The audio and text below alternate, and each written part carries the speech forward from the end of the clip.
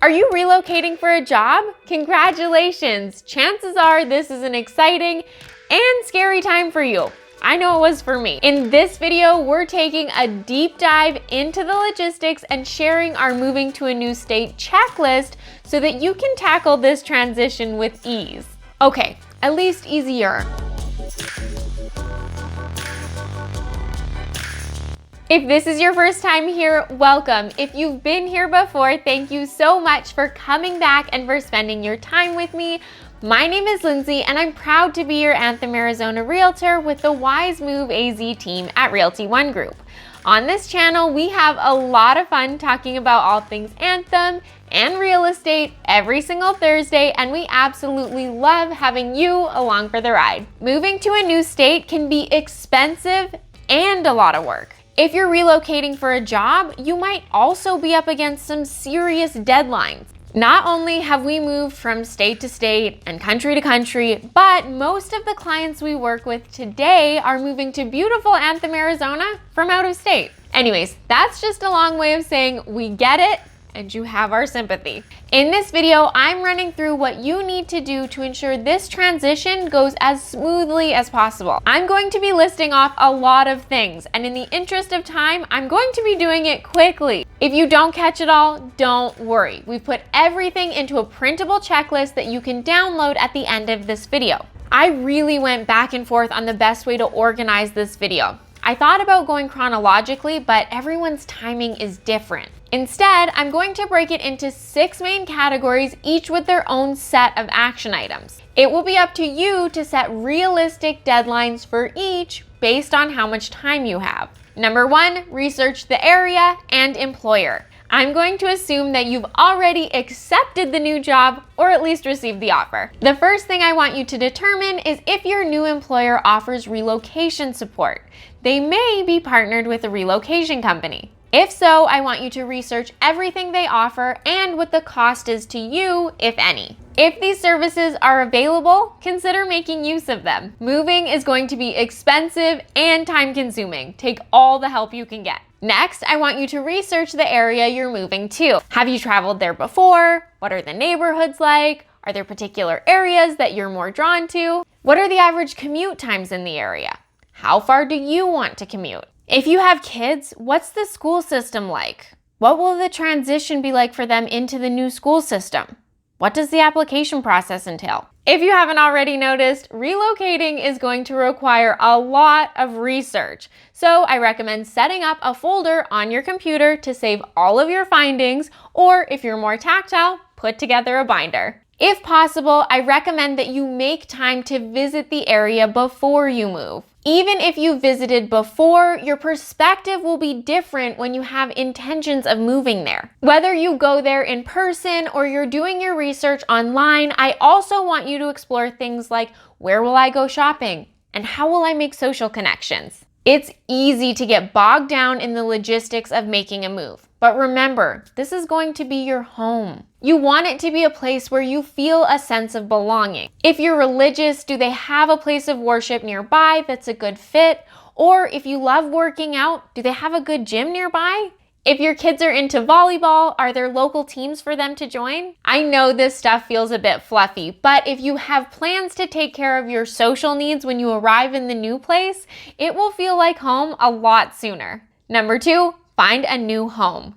I strongly recommend that you decide on your accommodation in the new state before you move. The biggest decision for many of our clients is whether they should rent or purchase when they get there. This is a very personal decision, and I think there are strong arguments for both. In my opinion, renting is a great option if you're unsure where you want to live or if you're unsure how long you'll be there. Purchasing is a big commitment, but it can also help the new state to feel more like home.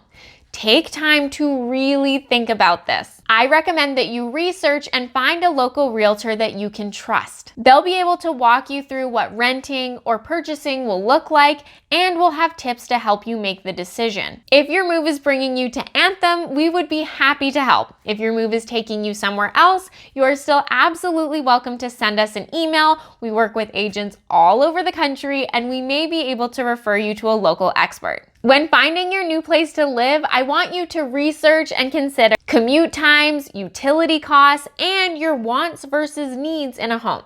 If you'll be purchasing a home, there are a few things I want you to keep in mind, and the first is that online photos can be deceiving. You may want to plan a trip to the new state with the sole purpose of purchasing a home. If you can't, I recommend using an agent that can provide 3D virtual tours. If you want more information on 3D virtual tours, click to watch this video. Also, if you're planning to purchase, I want you to make sure that you're getting pre-qualified early in the process. If you're relocating to a different state and staying with the same employer, this shouldn't be an issue. On the flip side, if you're relocating to start a new career or you haven't been in this career for long, it may be trickier to get a mortgage. Most lenders are looking at a couple years of employment history, and they want to assess the stability of your new position before they're willing to lend. The sooner you connect with a local lender, the more options you'll have. Number 3, your current home. The biggest question is whether you own or rent your current home. If you rent, you'll need to review the terms of your lease to determine how much notice you need to give your landlord. Note that there may be penalties if you need to break your lease early. If you own your current home, this can add more pressure. You need to assess your current financials. Do you need to sell your current home before you can afford to move? How quickly can you realistically sell your home? How much will you net from the sale? Again, I recommend that you find a local realtor that you can trust to help map this out. We have a very detailed video on getting your home ready to list in 30 days or less, so I will link to that in the cards and in the description box below. If you need to sell your current home before relocating, I strongly recommend that you watch it. It will help to break the project into smaller, more manageable steps. Number 4, plan your move. Whether you rent or own, you'll need to come up with a plan for your personal belongings. We go into this in detail in the video I mentioned on listing your home in 30 days or less. But overall, you need to make decisions about what you're keeping and what you can get rid of. The items you're keeping will need to be packed. The items you're getting rid of can be sold or donated. Once you know what you're keeping, you need to decide if you'll be hiring professional movers or if you'll be moving it yourself. We have a whole video dedicated to answering the question, should I hire professional movers? So I will link to that in the cards. Whether you're hiring movers or doing it yourself, you need to get estimates on how much it will cost. If you're doing it yourself, don't forget to budget for things like packing supplies, gas, and truck rentals. Don't forget to factor in things like pets and vehicles into the logistics of your move either. Number 5, budget and timeline. Throughout this process, I want you to be actively compiling a budget and building a timeline. No matter how small an expense seems, I recommend that you keep track of it. Your budget should include things like moving costs. This can include professional movers, truck rentals, accommodation on the road, packing supplies, and more. Insurance. This includes both home and auto. Utility setup fees. Deposits. This could include a security deposit if you're renting a home, but it could also include deposits to the moving company and more. Closing costs. If you're buying and selling a home, you'll need to think about costs on both sides and costs to repair your current home. If you're renting, you need to think about how much of your damage deposit you're likely to get back. If you're selling, you need to account for the fact that you may need to make repairs to your home before closing. Your budget also needs to account for the fact that you may have expenses in both places at the same time. For example, if you close on your new home before your current home sells, you could be paying for things like utilities, HOA dues, and taxes in both places. If you're working with a realtor on one or both sides, I recommend that you have them put together a net sheet and a closing cost estimate for you. This will account for commissions, mortgage fees, title and escrow expenses, HOA dues, and more. If you want more information on the hidden costs of buying a home, click to watch this video. You also need to consider the fact that you may need to file and pay taxes in 2 states. If you're unsure how this impacts your bottom line or what it will look like, I recommend that you speak with an accountant. You should also be building a buffer for unforeseen expenses. We can only plan so much and things are bound to go off course. Having a buffer of extra cash will make it so that any bumps along the road don't throw your whole plan into jeopardy. With respect to your timeline, I recommend that you build it backwards. If you know you need to be settled in your new place on June 1st, start there and think about everything you need to do to get there. Once you have your timeline, I recommend that you put it into your calendar and set reminders. This will help to keep you on track throughout the process. Number 6, notify.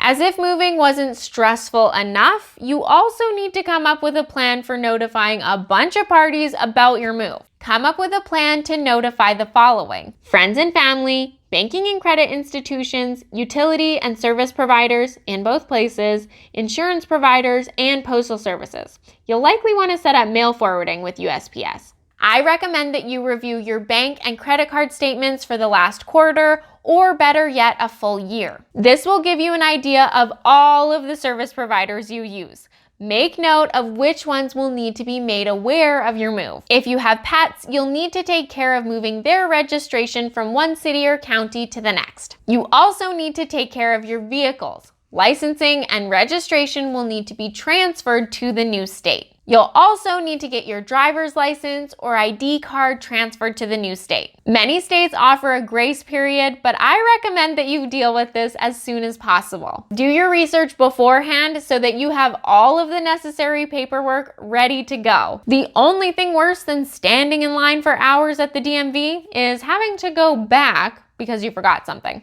As I mentioned in the previous section, there can be tax implications related to your move. Make sure that you're doing research on how to set up the new state as your tax home. I recommend starting on the state's website. If you still aren't sure, contact a local accountant. So there you have it. As promised, if you'd like to download a copy of our printable checklist, click the link in the description box below. Personally, I think the biggest takeaway is making time to come up with a detailed plan that makes the most sense for you and your family. I would love to hear where you're relocating to, so drop me a comment. If you found this video helpful, let me know by hitting that like button and subscribing to our channel. Lastly, if you want a detailed breakdown of how to list your current home in 30 days or less, click to watch this video up top. If you're not sure whether you should hire professional movers for your upcoming relocation, click to watch this video on the bottom. Enjoy those, and I'll see you next Thursday.